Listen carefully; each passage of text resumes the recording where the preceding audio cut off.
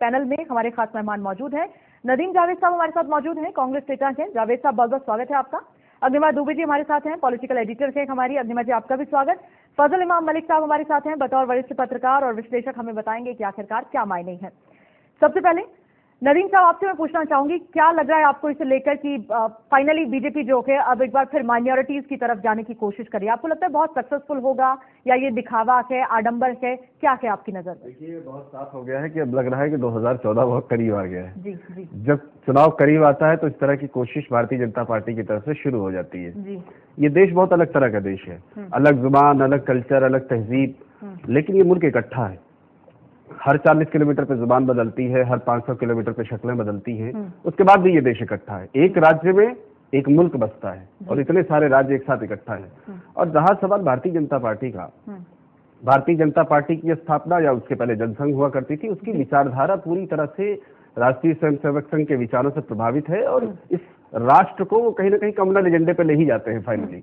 तो ये जो कोशिश है वो ये है कि अब नरेंद्र मोदी को भी एक प्रोग्रेसिव नेता दिखाया जाए, नरेंद्र मोदी को भी। अच्छा नदीम जी, मुझे माफ कीजिएगा, मैं बीच में ही आपको रोकूंगी। आपने कहा ये जनसंघ की जो विचारधारा है वो कहीं ना कहीं दूसरी तरीके की है। देखिए, एक विचारधारा होना एक अलग बात है, लेकिन क्या ये विचारधारा एंटी मुस्लिम है?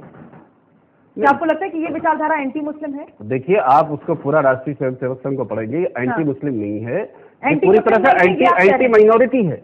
एंटी माइनॉरिटी है, एक खास तरह के तबके के साथ ही इस विचार के लोग काम करना पसंद करते हैं, जो राष्ट्रीय स्वयंसेवक संघ का मूल विचार है। वो केवल एंटी मुस्लिम नहीं है, वो एंटी माइनॉरिटी है और चाहते ये है कि इस देश के अंदर नफरत के नाम पर सियासत की जाए। गुजरात को एक उन्होंने मॉडल बनाया, कुछ हद तक उसमें वो कामयाब रहे, लेकिन उनको ये पता है कि इस देश के अंदर आप तभी चल सकते हैं, तभी कामयाब हो सकते हैं जब सभी धर्मों के लोगों को, सभी संप्रदाय के लोगों को मिला के चला। नीतीश कुमार ने एक दूसरी पार्टी के नेता है, लेकिन बड़ी अच्छी बात उन्होंने कही कि देश को अगर चलाना है तो सदभाव से चलेगा, प्यार से चलेगा, मोहब्बत से चलेगा, अमन से चलेगा। टीका टीका टीका पूरी बात सुन लीजिए, पूरी बात सुन लीजिए। टीका भी लगाना पड़ेगा, टीका भी लगाना पड़ेगा, टोपी भी पहननी पड़ेगी। ये एनडीए की जो उनके एनडीए के पार्टनर थे वो कर रहे थे। तो देखिए, ये कोशिश इसलिए है, अटल जी जब थे, अटल हिमायत कमेटी बनी थी, अडवाणी जी चले गए पाकिस्तान और उन्होंने जाके कहा कि जिन्ना सेकुलर है उस पर तमाम बबेला मचा। और अब ये नरेंद्र मोदी को प्रोग्रेसिव फेस बनाने की कोशिश, फंडामेंटलिस्टिक प्रोग्रेसिव फेस बनाने की कोशिश है। मेरा लेकिन सवाल आपसे यही था कि क्या ये कामयाब होगा या नहीं, और आपको ऐसा लगता है कि एंटी माइनॉरिटीज है इनका ये कॉन्सेप्ट जो है वो कहीं मेल खाता नहीं है? तो फिर इसमें इसके लिए मैं एंटी माइनॉरिटी भी नहीं कह रहा हूँ, मैं कह रहा हूँ कि चुनाव को देख के एक मुखौटा ओढ़ के, मुखौटा इनके यहाँ पहले पुराना लफ्ज है, गोविंदाचार्य ने अटल जी के लिए कहा था कि मुखौटा है अटल बिहारी वाजपेयी, और मुख और मुखौटा बड़ी लंबी डिबेट चली थी, एक तरह का मुखौटा है। अग्निमा जी, आप जरा हमें बताएं कि विजन डॉक्यूमेंट है क्या कर लेंगे बीजेपी वाले इसको लाने के बाद, या आपको लगता है कि कहीं माइनॉरिटीज पर इसका कोई इम्पैक्ट या इफेक्ट दिखेगा? देखिए, जैसा कि अब 2014 की इलेक्शन है तो निश्चित तौर पे मोदी को जिस तरह से आगे बढ़ाने की कोशिश हो रही है उसके तहत ही है। लेकिन मूलतः आपको मैं ये बताऊं कि अडवाणी ने, जैसा हमने अपनी रिपोर्ट में भी दिखाया था कि अडवाणी जी ने मार्च में जब तालकटोरा में बैठक हुई तो उन्होंने ये बात कही थी, a charter of commitment to the minorities and it is agenda of governance and development, ये उन्होंने बात की थी। उस वक्त पार्टी में अंदर खाने, क्योंकि मैं कवर करती रही हूँ, तो थोड़ा सा रिएक्शन हुआ था और इस चीज को दबाने की कोशिश हुई थी। बाद में राजनाथ सिंह से मैंने पूछा भी था कि आप इसे इम्प्लीमेंट करेंगे या नहीं करेंगे, लेकिन अचानक कुछ समय बाद जब अडवाणी जी, लिंक मैं बता रही हूँ कि कैसे कि अडवाणी जी जब नाराज हो गए, उनको मनाने की कोशिश हुई, तो मुझे ऐसा लगता है कि जब मोदी उनसे मिलने गए तो अडवाणी जी ने उनसे शायद इस चीज को इम्प्लीमेंट करने की बात कही और उसी के बाद ये बात उठ के आई है। जहां तक नदीम जी कह रहे हैं कि मुसलमानों की बात कर रहे हैं, तो मैं अहमदाबाद की, आपको अभी इलेक्शन हुए थे जामनगर में, वहाँ पे म्यूनिसिपल उसके जो इलेक्शन हुए थे उसमें करीबन 25 साल से कांग्रेस का कब्जा था और अब जो वहाँ पे करीबन 27 सीटों पे पूरी बीजेपी आई है और उसमें से जो 24 हैं वो मुस्लिम जीत के आए। तो अब लोग कहते हैं कि गुजरात का मुसलमान अलग तरह से सोचता है, बाकी देश का मुसलमान अलग तरीके से सोचता है। तो अब देखना होगा 2014 में किस तरीके से जो मुसलमान है, कम से कम वो क्या न्यूट्रल होता है। नहीं, लेकिन आपको भी लगता है कि बीजेपी महज एक दिखावा कर रही है, एक शो ऑफ है, प्रिटेंड करने की कोशिश की जा रही है कि नहीं भाई हमें तो बहुत फिक्र है, हमें इस कम्युनिटी की भी बड़ी फिक्र है, हमें माइनॉरिटीज की बड़ी फिक्र है, या आपको लगता है नहीं बाकी पॉलिटिकल पार्टियों की तरह ये एक जेन्युइन? देखिए, ना तो फिर लालू को है, ना मुलायम सिंह को है, ना नीतीश को है, ना कांग्रेस को है, ना बीजेपी को है, सब कम से कम जो बाकी के मैंने नाम लिए वो उनको वोट बैंक पॉलिटिक्स की तरह देखते हैं। जहाँ तक बीजेपी की बात है, बीजेपी का वोट बैंक ये रहा नहीं है जी। जहाँ तक रिझाने की कोशिश है, मुझे लगता नहीं है कि जैसा कि मैंने उदाहरण दिया जामनगर के मुसलमानों की तरह पूरा देश का मुसलमान ऐसा सोचने लगेगा, मुझे नहीं लग रहा है ऐसा। तो निश्चित तौर पे एक जो छवि बनाने की कोशिश होती है पार्टी की कि हम सबको साथ लेके चलना चाहते हैं, उस तरफ है वोट। मुझे नहीं लग रहा है कि वो कोई वोट लेने के लिए बीजेपी मुझे नहीं लग रहा बीजेपी को भी पता है। इससे एक सेक्युलर इमेज स्थापित करने की शायद एक कोशिश है और ये एक इनिशिएटिव है। फजल जी, आपसे मेरा सवाल ये है, जैसा नदीम साहब ने कहा भी कि एंटी माइनॉरिटीज लगता है कहीं ना कहीं वो है, लेकिन एंटी मुस्लिम नहीं लगता। फिर मुस्लिम वोट बैंक को लेकर इतनी बड़ी राजनीतिक पॉलिटिकल पार्टीज के बीच क्यों? और क्या आपको लगता है कि ये जो विजन डॉक्यूमेंट है, कहीं इससे कुछ फायदा, जरा भी 5% भी मैंने बहुत ज्यादा कह दिया, 1% का भी फायदा बीजेपी को इससे मिलेगा? उन्होंने देखिए, मुझे लगता है कि इस मुल्क में मुसलमानों के दो शब्दों ने बहुत, मैं थोड़ा सी विस्तार देता हूँ, दो शब्दों ने बहुत नुकसान पहुंचाया है, एक अल्पसंख्यक और एक धर्मनिरपेक्षता। जी जी। इन दो शब्दों ने इस देश के मुसलमानों को बहुत नुकसान पहुंचाया। इसकी वजह से आज मुसलमान इस स्थिति में है कि हर 5 साल पे तमाम राजनीतिक दल उसे झाड़ पोंछ के किसी तहखाने से बाहर निकालता है और वोट हासिल करता है और फिर वोट के बाद फिर उसी तहखाने में बंद कर दिया जाता है। कांग्रेस हो या भाजपा खुली दुश्मन है मुसलमानों की। ठीक है कि उनका एक एंटी मुस्लिम जो चेहरा है वो बार बार सामने आता है। निश्चित तौर पर चूंकि कई बार एक कट्टर हिंदुत्ववाद और एक सॉफ्ट हिंदुत्ववाद की लड़ाई भी गुजरात में बराबर हुई, पिछले चुनाव में भी, इससे पिछले के चुनाव में भी देखा। क्योंकि कांग्रेस की बात नहीं कर रहा हूँ, कांग्रेस की सरकार महाराष्ट्र में पिछले 3 टर्म से है। वहाँ श्री कृष्ण जांच रिपोर्ट आई थी, आज तक वो टेबल नहीं हो पाई। दंगों में मुसलमानों के किस तरह मारा गया या जो भी हो, महाराष्ट्र की सरकार को हिम्मत नहीं हुई, कांग्रेस और एनसीपी की वहाँ जो सेकुलर सरकार जिसको कहा जाता है वो वहाँ है, और उस सरकार ने आज तक उस रिपोर्ट को टेबल करने की अभी राजस्थान, चूंकि गुजरात की बात की नदीम साहब ने गुजरात, जाहिर है कि गुजरात की जब बात आएगी तो दंगों की बात आएगी। कांग्रेस के जमाने में मेरठ से मलियाना, भागलपुर से बिहार शरीफ बहुत सारे दंगे हुए, कहीं कोई दो राय नहीं है बनने में। और अभी की सरकार में आप देखिए, उत्तर प्रदेश में देखिए, अखिलेश यादव की सरकार जिससे सत्ता में आई बहुत सारे दंगे हुए।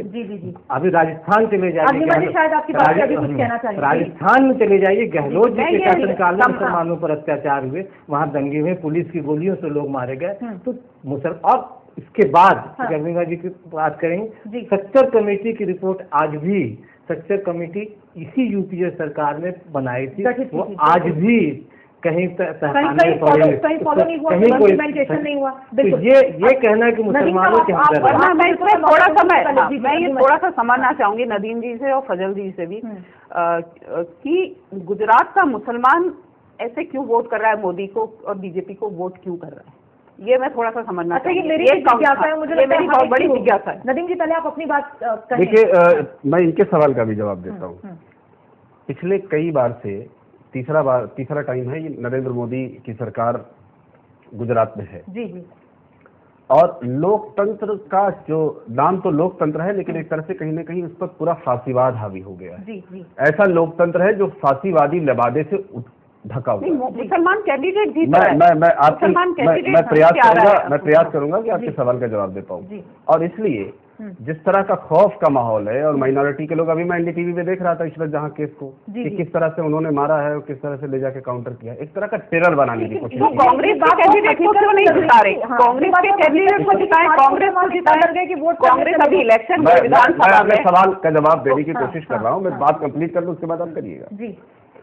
तो इस तरह का टेरर है और इस तरह का माहौल कहीं ना कहीं लोकतांत्रिक व्यवस्था में शायद ही कहीं दुनिया में और देश में हुआ होगा कि स्थापित हुआ है, कि उसके चलते खौफ की वजह से, खौफ में बहुत जिम्मेदारी से आपके चैनल पे कह रहा हूँ, उस डर की वजह से और उस खौफ की वजह से वहाँ के माइनॉरिटी के लोग और खास तौर से मुसलमान नरेंद्र मोदी को हो सकता है कि एक सबका वोट दिया हो।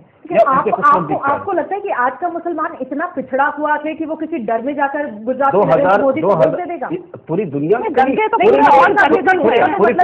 आप मुसलमान की जो बिरादरी के, जो अपने आप में मुसलमान जो समुदाय के, आप उनकी स्ट्रेंथ को नजरअंदाज कर रहे हैं, उनकी अपनी कैपेसिटी। बात स्ट्रेंथ की नहीं है, बात देखिए 2002 में जो हुआ, गुजरात का मुसलमान कांग्रेस को भी मसीहा नहीं मान रहा है अपनी। जवाब, आपके सवाल का जवाब देते। जी, आपने कहा कि गुजरात में 2002 में जिस तरह से स्टेट ने एक चुनी हुई सरकार के प्रतिनिधि ने और राज्य का मुख्यमंत्री इनडायरेक्टली शामिल है, अब तो बार बार चीजें निकल के आ रही है और तमाम जो उनकी रिपोर्ट्स हैं सुप्रीम कोर्ट से लेकर हाई कोर्ट तक सब जगह बात हो रही है। कहीं ना कहीं इतना खौफ पैदा किया गया, सरकार ने पैदा किया, स्टेट स्पॉन्सर्ड दंगे कहीं नहीं हुए कि स्टेट के लोग शामिल हैं। दिल्ली में क्या हुआ था क्योंकि मुझे समझ नहीं आ रहा है स्पॉन्सर मुलायम सिंह करवा रहे हैं अभी यूपी में, आपने सिखों के खिलाफ हुआ स्टेट स्पॉन्सर। नहीं देखिए, वो तो देखिए, आप अगर दंगों को की जस्टिफिकेशन दूसरे दंगे से नहीं कर सकते, अगर सिखों का हुआ स्टेट स्पॉन्सर तो कह रहे हैं कि दंगे की बात मैं कर रही हूँ, मैं दूसरा नहीं कर रही। दंगे जब भी होते रहे, इस मुल्क के मुसलमानों की बदकिस्मती ये है कि वो बार बार दंगों से जूझता रहा।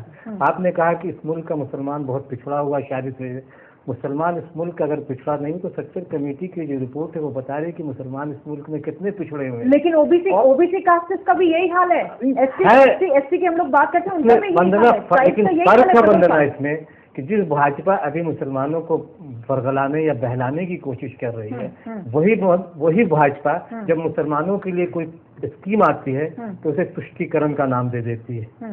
लेकिन दूसरी कम्युनिटी अगर कोई सवाल करता है तो तुष्टीकरण का नाम नहीं दिया जाता, वो उनका हक होता है। लेकिन मुसलमान जब अपनी कोई मांग करता है तो वो इस देश में तुष्टीकरण हो जाता है। तो ये दोहरा मापदंड है इस देश में मुसलमान। अगर जो फजल साहब कह रहे हैं वो बात सही है, या जैसा नदीम जी कह रहे हैं वो बात सही है, कितनी सही है कितनी सच है ये हम नहीं जानते, पर अगर ये सच है तो बहुत मुश्किल होने वाली है बीजेपी की राखें आने वाले समय में, चाहे वो विजन डॉक्यूमेंट लाए या वो कोई और चीज लेकर आए या कोई भी ऐसी तरकीब, कोई भी ऐसा नुस्खा जिससे वो माइनॉरिटीज या मुसलमानों को रिझा सके। नहीं लग रहा कि बहुत ज्यादा फायदेमंद साबित हो सकता है या होगा, या जो भी होने वाला है वो वक्त के हाथ में, लेकिन पॉसिबिलिटीज वैसी नहीं है। इसी को लेकर चर्चा हमारी जारी रहेगी। फिलहाल रुकते हैं एक बहुत छोटी सी ब्रेक ले। फिर आप सभी का स्वागत। आडवाणी पर अमल हुआ है। आखिर अमल की जरूरत तो पड़नी ही थी, क्योंकि बीजेपी को पहले ही लेकर बहुत सी चर्चा होती रही और हमारे यहाँ भी जो चर्चा हो रही है इस वक्त स्टूडियो में वो यही बता रही है कि पॉसिबिलिटीज बड़ी कम है कि कोई ऐसा प्लान सक्सेसफुल हो जाए। नदीम साहब हमारे साथ है कांग्रेस से, हमारे साथ फजल इमाम मलिक जी हैं, वरिष्ठ पत्रकार हैं, अग्निमा दुबे हमारी पॉलिटिकल एडिटर लगातार हमारे साथ हैं। ब्रेक से पहले जैसा फजल जी कह रहे हैं कि कहीं कुछ दिखता नहीं है कि बहुत अच्छा कुछ हो सकता है, या नदीम जी जो कह रहे हैं, नदीम जी आप जो बात कह रहे हैं वो अग्निमा जी का सवाल बड़ा वाजिब था। अगर विजन डॉक्यूमेंट आपको लग रहा है कि सक्सेसफुल नहीं होगा, डबल स्टैंडर्ड है, दोहरा चरित्र है, दिखावा है, इलेक्शन से पहले मुखौटा है, तो मुखौटा तो कांग्रेस भी ऐसा ओढ़ती है, कई बार ओढ़ती है। आपको याद होगा कोकराझार की जो हिंसा के, हालांकि राज्यसभा में वहां से जो हमारे प्रधानमंत्री साहब है वो भी आते हैं, कुछ उस हिंसा में हुआ नहीं और सबसे ज्यादा मुसलमान उस दौरान मारे गए। उसे लेकर कहीं आप लोगों ने कुछ हाईलाइट नहीं किया, उसे लेकर कांग्रेस ने कोई ऐसा स्वर नहीं निकाला कि भाई इतने मुसलमान मारे गए, इतने मुसलमान मारे गए, कहीं कोई रिकॉर्ड नहीं उसका। लेकिन 2002 में होता है तो आप कहते हैं मोदी ने दंगे करा दिए। अग्निमा जी पहले मेरी बात में शायद कुछ जोड़ना चाह रही है, मैं उनको मौका देना चाहूंगी। जी, ये कह रही हूँ कि उत्तर प्रदेश में जब से मुलायम सिंह की सरकार आई है बहुत दंगे हो गए। गाजियाबाद के मसूरी कांग्रेस कुछ नहीं कहती है क्योंकि अभी समर्थन कर रहे हैं मुलायम सिंह को, तो कांग्रेस भी यूपी में कितने दंगे हो गए। तो अपने ही दामन में दाग हो तो दूसरों को कितना फिर आईना दिखाएंगे। मैं ये नहीं कह रही हूँ कि बीजेपी के विजन डॉक्यूमेंट को लेकर आप उसे सिरे से नकार दें, ये तो आपका राजनीतिक धर्म भी बनता है, ये तो आपको करना ही चाहिए। विजन डॉक्यूमेंट उनका क्या है, उनकी मैं 2-3 बातें, चूंकि आपने भी सवाल किया और आपने भी सवाल किया जी। 2 बात है, एक तो ये है कि पॉलिटिकल हिस्सेदारी बीजेपी दे रही है क्या? पॉलिटिकल हिस्सेदारी तो मुसलमानों को दे नहीं रही है ना, माइनॉरिटी के लोगों को, दूसरे लोगों को भी, जो माइनॉरिटीज में आते हैं उनको दे रही है। अकाली दल से उनका गठबंधन है, इसलिए चलिए मान लिया कि अकाली दल के नंबर 1। नंबर 2, बेसिक बात जो मोदी को लेके और दूसरे लोगों में एक फर्क है, और वो ये फर्क है कि 2002 में जब दंगा हुआ था तो स्टेट स्पॉन्सर्ड वो दंगा था, स्टेट के लोग उसमें शामिल थे। दूसरे जो दंगे हुए थे इस बात में कहीं कोई दो राय नहीं कि उसकी सरकार जिम्मेदारी भी सरकारों की होनी चाहिए। लेकिन क्या सुप्रीम कोर्ट ने कह दिया है, क्या सुप्रीम कोर्ट ने कह दिया कि वो दंगे स्टेट स्पॉन्सर्ड थे?